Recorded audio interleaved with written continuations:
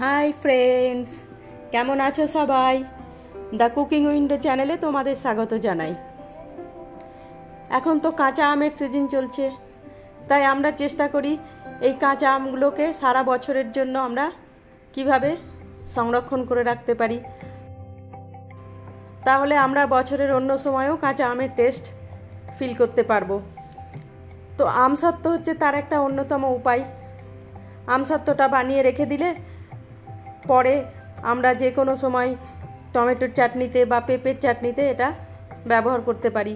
আর এমনি খেতে তো ভালোই লাগে, টক ঝাল মিষ্টি। সেই জন্য চলো আমরা আজ আমসত্ত্ব বানিয়ে নিই, আর তার রেসিপিটা আমি তোমাদের সঙ্গে শেয়ার করি। তো আমসত্ত্ব বানানোর জন্য আমি 500 গ্রাম মতো আম নিয়েছি, 3টে। তারপর আমটাকে ভালো করে ছাড়িয়ে ধুয়ে কুকারে আমি 1 গ্লাস মতো জল দিয়ে বসিয়ে দেবো। দিয়ে 2টো সিটি দিলেই ওটা সেদ্ধ হয়ে যাবে। তারপর ওটা ঠান্ডা হতে রেখে দেব। ঠান্ডা হয়ে গেলে আমগুলো তুলে নেব, নিয়ে জলটা আমি রেখে দেব, অন্য কোথাও জলটা আমার কাজে আসবে। এই জলটা দিয়ে আমি আম পান্না বানাবো। গরমের সময় আম পান্না খেতে তো বেশ ভালোই লাগে, আর ওটা শরীরের পক্ষেও খুব ভালো। এবার এই আমের পাল্পগুলোকে আমি বের করে নেব একটা চামচের সাহায্যে। এই যে দেখো, এইভাবে সব পাল্পগুলো বের করে নেব, নিয়ে এর বীজগুলো আলাদা করে নেব। এই যে দেখো, বীজগুলো আলাদা হয়ে গেছে, আর এখানে পাল্পগুলো আমি আলাদা করে নিয়েছি। এরপর এতে মোটামুটি আমার 1 বাটি মতো পাল্প বেরিয়েছে। এবার আমি একটা কড়াইয়ে সামান্য একটু তেল দেব। তেলটা না দিলেও হয়, কিন্তু আমি দিলাম, তাহলে কড়াইয়ে লেগে যাবে না, সেই জন্য। এবারে আমি মেপে নিয়েছি যে বাটিতে 1 বাটি মতো পাল্প হয়েছে, সেই বাটিরই মাপে 1 বাটি মতো চিনি দিয়ে দেবো। দিয়ে এটাকে নেড়ে নেড়ে কন্টিনিউয়াস নাড়তে হবে।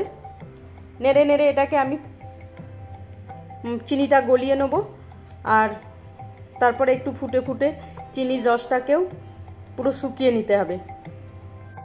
বন্ধুরা, আমার রেসিপি যদি তোমাদের পছন্দ হয় তাহলে একটা লাইক কমেন্ট অবশ্যই করে দিও। এই যে এবার আমি এখানে একটু লবণও দিয়ে দিব। লবণটা খুব বেশি দেবো না, অল্পই দেবো। আর সামান্য একটু ফুড কালার দেবো। এটা সম্পূর্ণই অপশনাল, ফুড কালার দেওয়ার কোনো দরকার নেই। আমি ভিডিও করছি, দেখতে যেন সুন্দর হয়, সেই জন্য ফুড কালারটা দিয়েছি। আর এটা এখনও কন্টিনিউয়াস ফুটছে, দেখো ফুটে ফুটে চিনির রসটাও আমার অনেকটাই শুকিয়ে এসেছে।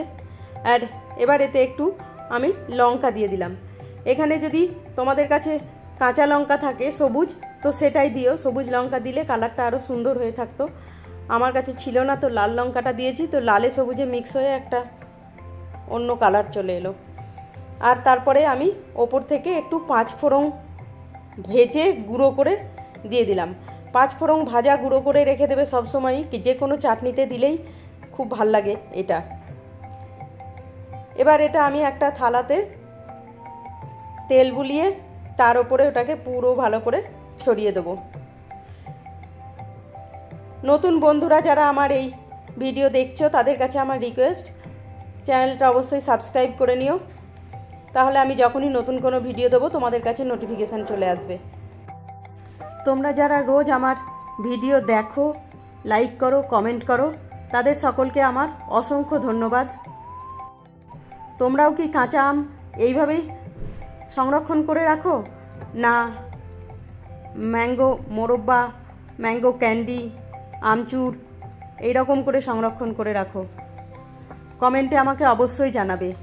আর যদি এইভাবে না করে থাকো, তাহলে এবার এইভাবে একবার করে দেখবে, আমসত্ত্ব খুব ভালো লাগবে।